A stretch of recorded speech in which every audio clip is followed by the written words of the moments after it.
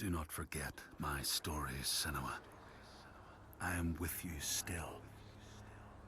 Out of hell you have come, and now find yourself in Midgard, the world of men. Do not think it any less dangerous for that. Your path has taken you far from home, across the boundless sea, and you must go on to the heart of this place, to the heart of man.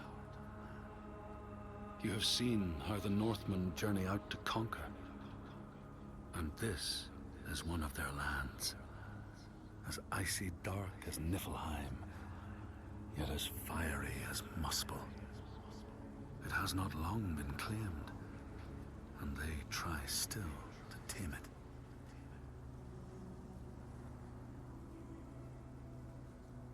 The Skald's verse speaks of a man called Grettir the Strong.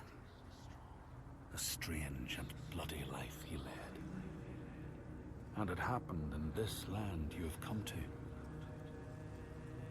Listen to his story, Senua, for it may in some small way illuminate your own.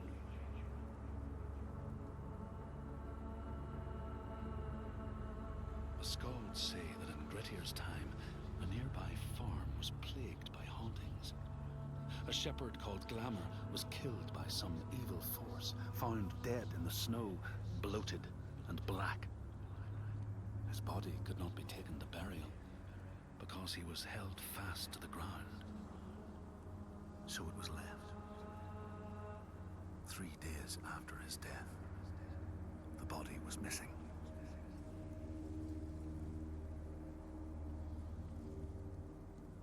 The Skalds tell how the revenant Glamour roamed the settlements, terrifying all those who lived there. Each one he killed, in turn, rose to walk beside him. Thus, evil begets evil. But the man Grettir was proud and overbearing, and thought the Droiger no match for his strength.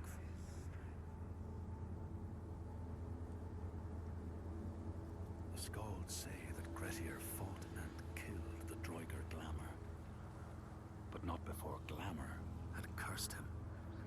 His strength would be turned against him, his deeds bring death and exile, and he would be always before Grettir's eyes, making him afraid to be alone. He saw all sorts of phantoms wherever he looked, and thus people who see things that aren't there are said to have Glamour's eyes.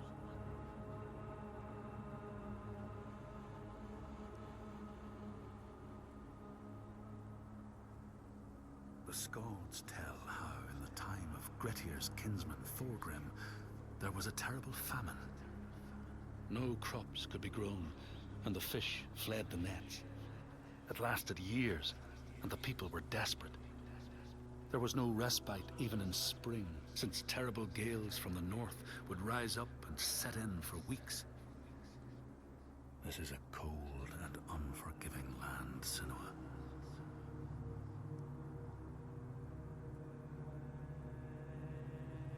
In the time of famine, at the place known as Rifskar, Thorgrim found a huge finback whale, beached and dead.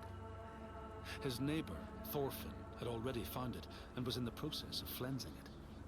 But Thorgrim claimed it as his own. Thorfinn said he would not give it up without a fight. If that's what you want, Thorgrim said, let it be so.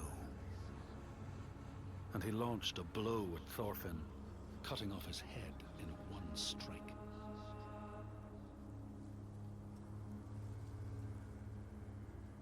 The Skalds say that the neighbors fought, armed only with the knives and axes they had brought to cut up the whale, even picking out the whale ribs to beat down their enemies. Thorgrim's men had loaded their boats with whale meat, but as they went to leave, one of their opponents struck Thorgrim's brother a fatal blow. And this is how hunger fates desperate men to come to blows, striking out against one another to survive.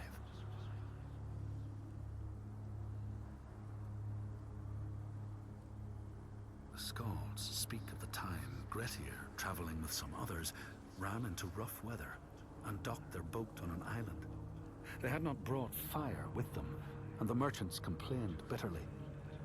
Seeing a great fire blazing on the other side of the strait, Grettir said he would swim over to fetch it.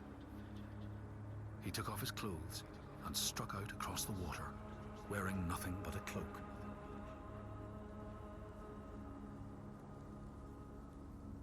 When Grettir came to the farm where the fire was burning, all was peaceful. By the time he reached them, his cloak was frozen stiff, and he looked like nothing more than some huge troll. The frightened farmhands struck out at him with the first things to hand, the burning logs from the fire. Grettir fought them off and got the fire he sought. But the sparks from the logs spread fire all over the house, and nobody survived the blaze.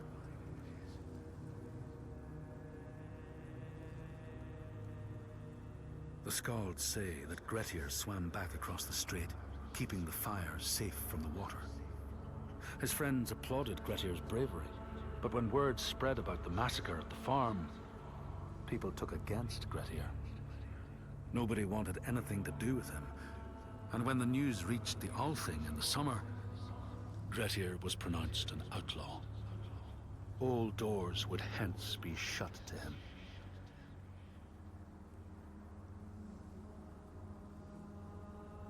The Skalds speak of how Grettir, now an outlaw, took rest on the island of Haramsoi with a man called Audun. Grettir saw a great yellow glow like a fire rising from the ground. Audun told him it was coming from the burial mound of Kar the Old, who ever since he died had haunted the island, and warned him to stay away.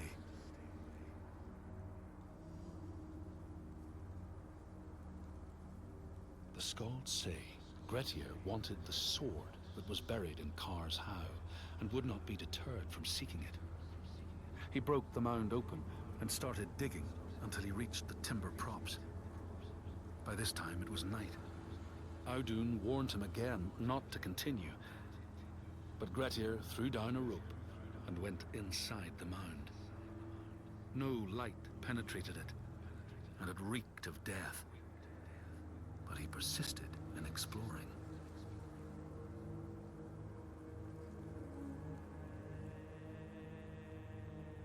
Grettir found the sword he was seeking, Kar's loom, buried in the grave mound.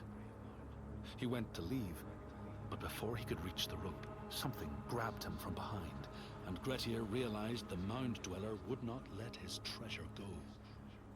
The two fought ferociously until Grettir got the advantage and chopped off the revenant's head.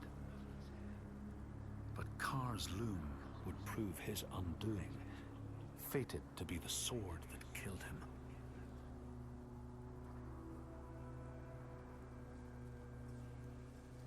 The Skald's verse tells how Grettir made many enemies with his proud and overbearing nature. Always quick to anger, his strength and fighting prowess meant that even the most trivial of quarrels met a fatal end. The kinsmen of those he killed or maimed were angry, and because he was an outlaw, no one was allowed to help him.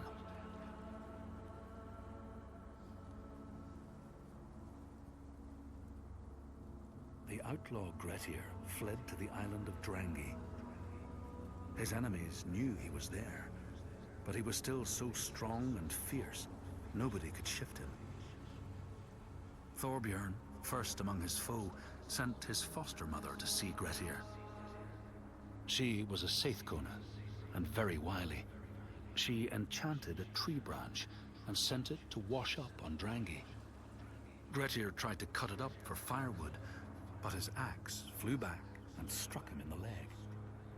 The wound blackened and festered, and Grettir feared his time was close.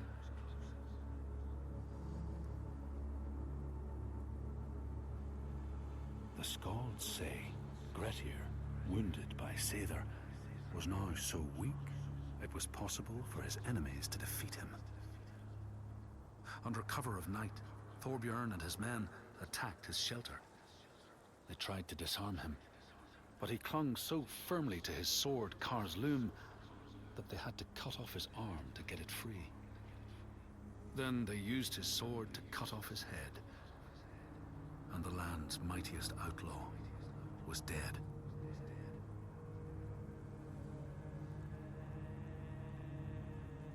As the Droigar glamour had predicted, all Grettir's brave and fine deeds brought him misery.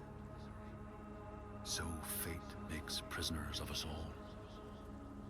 But it was Grettir's nature that made him fight the Droigar, and Grettir's nature that led to blood feud and exile. So what is truly our prison, Senua? Is our path ordained, and we powerless to change it? Or do we blame uncertain powers for what we ourselves ordain?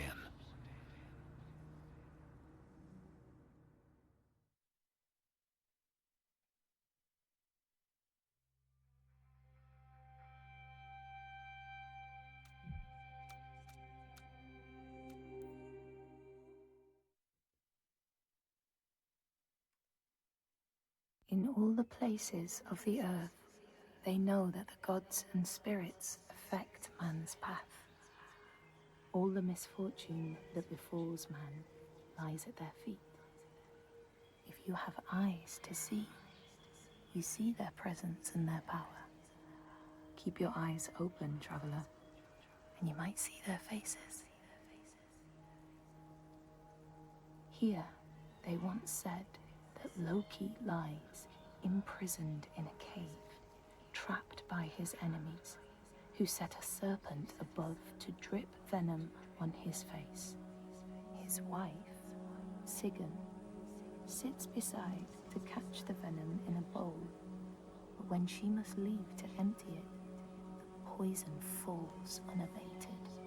His pain is so great that he thrashes and writhes. And here above, we see the earth shake and break apart. Across the sea, they know that the earth is carried in the arms of a giant. When he is vexed or injured, he may not carry his burden so gently, and the world will feel his anger and pain. In a land far away, they say the winds are trapped inside the earth. They try always to make their escape, and they buffet and beat on the walls of their prison, causing the earth to quiver. And when they break through, they make their escape. They explode out in fury. In the lands of your birth, people live hidden too, in the hills and stones. They may be the remnants of a godly race who lost a war with giants and, finding the world changed, retreated into silence. But you still see their carvings and circles from the time when they walked among men.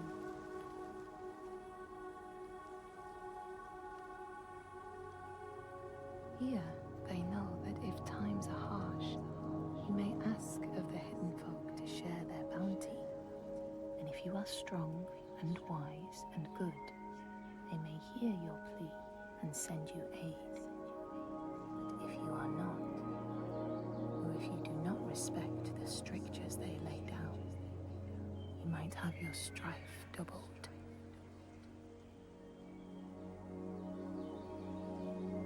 In the lands of your birth, and in these lands too, they know that people can be taken by the secret fair ones.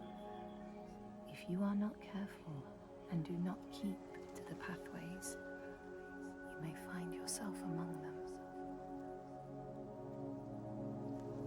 In a land to the east, they know that when a traveler finds themselves lost, it is the fault of the Vadadash, who wait at the crossroads to trick souls passing by.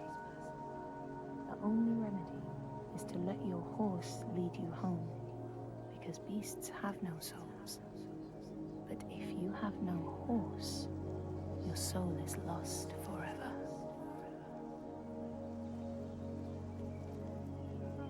In this place, they know that sometimes the hidden folk will take their children and leave another in their place.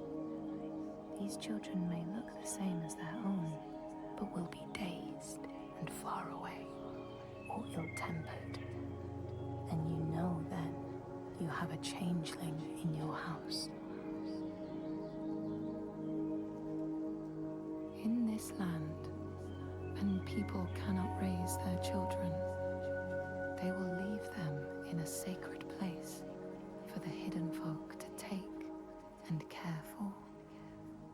Sometimes these children come back, but it is said that they are changed with a wildness in their eyes, and their parents do not want them. These people know that children who have died uncared for can return as Ultburður, small ghosts clad in fluttering rags. When there are storms, they may cry as they did when they were human, and will look for their mothers until they find them, and never leave them again. In this land, you may catch sight of the Landisir, the spirits who embody the sacred places, the rivers and rocks. Do you see the Lady of the Mountain, the Fjall Kunan, who bathes in the waterfall and lets the drops fall on her shoulders? In the heart of the Northlands, they know the storms are born of the Oshkuredi, the hunt of Odin. The huntsmen ride horses with eyes of fire. Their weapons clash like thunder, and it is best to hide inside, lest your spirit be called to join them. In your lands, traveler, they know that the Kailif, the hag of winter, is the one who hurls sleet and snow upon the land. She lives in a sea rock and rules the waves of the roiling winter ocean with her blackthorn staff. She strikes the ground to destroy the shoots of growing green, so the winter will lie long and low on the land. These people know that the sea god, Ran, sets out nets to trap sailors and drag them to her world. She sends the waves, her daughters, to wreck boats so she will have more men to take. And jealously, she pulls them down beneath the water. People here speak of warriors who can transform themselves into bears when they are enraged. Their skin becomes hide so thick no sword or spear can break it. When King Hrolfr fought Skald, many people saw a great bear fighting beside him, who killed more men with its paw than any 5 soldiers. Men here will tell of how Jarl Hakon worshipped the giant Thorgerða and sought her aid in the middle of battle when the tide was turning against him. Fleeing to an island, he pleaded with her for aid. She demanded a sacrifice. She rejected all of his offerings until he, at last, killed his own son in sacrifice. Thorgerða gave aid, and Hakon's enemies saw the giants striding amongst the ships, arrows flying from every finger and never missing their mark. Their morale was sapped, and Hakon won his battle.